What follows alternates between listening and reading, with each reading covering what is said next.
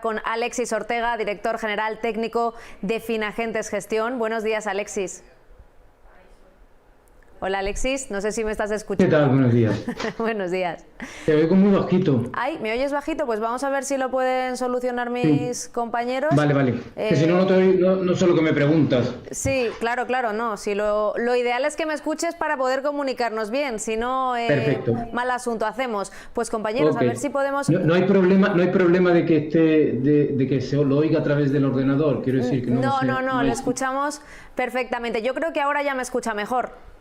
Sí, ahora te escucho bien. Fenomenal, pues podemos comenzar entonces con esta charla.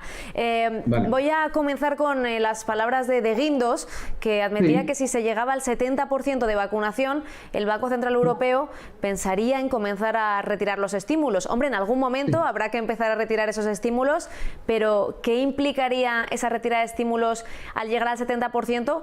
Que tenemos que tener en cuenta que el 70% en un principio, por lo menos en la Unión Europea, se estima que llegará este verano, a finales de verano como muy tarde. Quiero decir, ¿es Sí. temprano? En el plan español con pauta completa el 31 de agosto. Pues eso. Y se está cumpliendo. Pues eso. Entonces, eso es más que nada los plazos. Está claro que hay que comenzar a retirar esos estímulos en algún momento, pero el 70% de la población estamos hablando de dentro de nada, de pocos meses.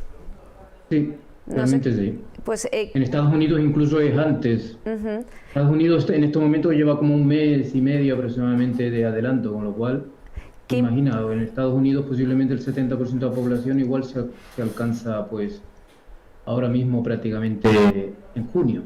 ¿Qué implicaría, según usted, esta retirada de estímulos en esos plazos?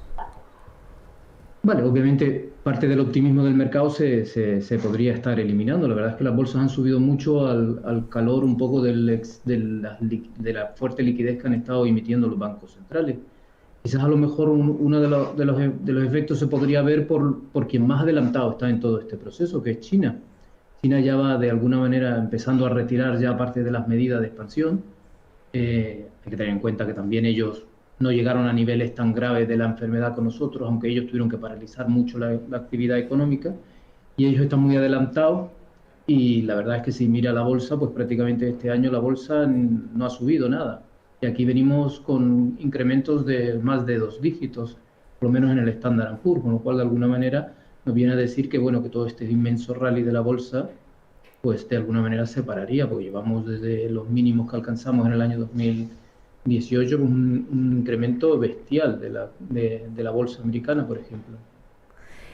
Conocíamos del otro lado del charco, ¿no?, como se dice coloquialmente, desde Estados Unidos, esas declaraciones de Janet Yellen, que decía que podría tener que subir los tipos la Fed, viendo cómo evolucionaba la economía. Luego es verdad que, que matizaba un poco, ¿no?, esas declaraciones, pero ya estaba ahí la semillita puesta. No sé usted cómo lo ve. El primer tema es que no es ella quien toma esa decisión. Ella lo tomaba. No sé si le ha quedado un poco costumbre de cuando era presidenta de la Reserva Federal, pero el tema de los tipos de interés obviamente se supone que por independencia lo toma el Banco Central Europeo, no la Secretaría del Tesoro, lo cual de alguna manera es meterse en un campo en el que no debería. Pero en cualquier caso, en estos momentos nos sirve por un poco para ver qué es lo que pueda estar respirando o respirándose en las autoridades económicas americanas. Y la verdad es que sorprende, porque esto prácticamente hace una semana parecía que todo iba a continuar tal cual. Incluso algo muy curioso es el hecho de que antes de una subida de tipo de interés, o antes de empezar a hablar de una subida de tipo de interés, hay que empezar a hablar de lo que ya Guindos está hablando, que es la de reducir el famoso tapering, reducir el nivel de ritmo de aumento del balance, etcétera. Y sin embargo, justo hace una semana Powell nos decía que no era momento de hablar de reducción del balance, prácticamente era solo en lo que quedaba toda su conversación o toda su rueda de prensa, lo cual me extraña. No sé qué puede haber pasado como para que ahora mismo las autoridades estén casi en una semana cambiando de mensaje, como si ahora mismo el mensaje de que la inflación no era un problema, que era algo temporal, ahora se estén empezando a dar cuenta de que no es un problema temporal. Ahí tenemos el ISM de precios o el ISM que ha pasado con el ISM de manufacturas americano, en donde prácticamente la escasez de materias primas ha obligado en cierto modo a parar en muchos casos la producción, y de alguna manera esa escasez de materias primas o esos cuellos de botella que se están produciendo por este aumento de la actividad de manera muy importante, incluso estaba dando lugar a incrementos de precios muy importantes. De hecho, el indicador de precios prácticamente llegó a niveles máximos históricos. Ya que hablamos de esa subida de tipo de interés, se prevé que se dé en un corto plazo aquí en Europa. De Guindos ha dicho que en ningún caso está el organismo, el Banco Central Europeo, planteándose esa subida de tipos de interés próximamente, pero claro, siempre que hablamos, ¿no?, de próximamente, que no se dan plazos fijos, no sé si desconfiamos, pero tampoco sabemos a qué atenernos. ¿Cree que van a llegar pronto esa subida de tipos? Vale, yo creo que ellos no lo dicen y utilizan ese tipo de lenguaje un poco ambiguo por el hecho de que tampoco lo saben. Y hay que empezar a acostumbrarse también a que las autoridades económicas no son Dios, y por lo tanto, de alguna manera, saber exactamente cuánto se va a subir, cómo se va a subir, para qué se va a subir. Uno debe entender que el proceso tiene un cierto grado de racionalidad.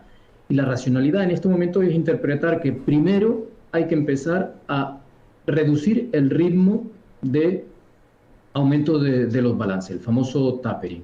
Una vez que se empieza a reducir, hay que estabilizarlo.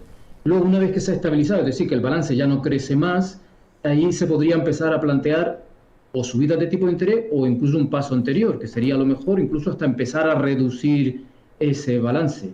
Por lo cual, de alguna manera, si de momento estamos subiendo los balances ya a unas velocidades realmente importantes, este proceso no se va a producir de una manera rápida, o me resultaría difícil entender que eso se produciría el tapering rápido. Nos tocará unos meses en donde empezarán a reducir el ritmo y luego, cuando se estabilice ese crecimiento, empezaremos a hablar de tipo de interés. Por eso las declaraciones de Yellen me sorprenden por esos dos motivos. Primero, ella no tiene que tomar esa decisión, le toca a otra persona tomarla.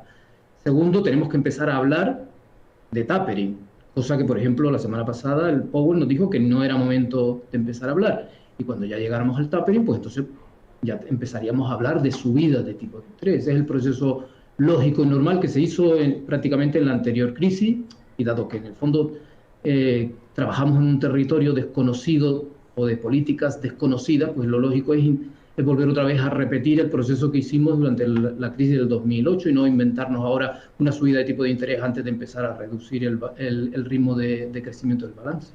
Alexis Ortega, director general técnico de Finagentes Gestión, muchas gracias por habernos acompañado esta mañana y por charlar con nosotros sobre esas declaraciones tanto de Guindos como de Janet Yellen. Muchas gracias.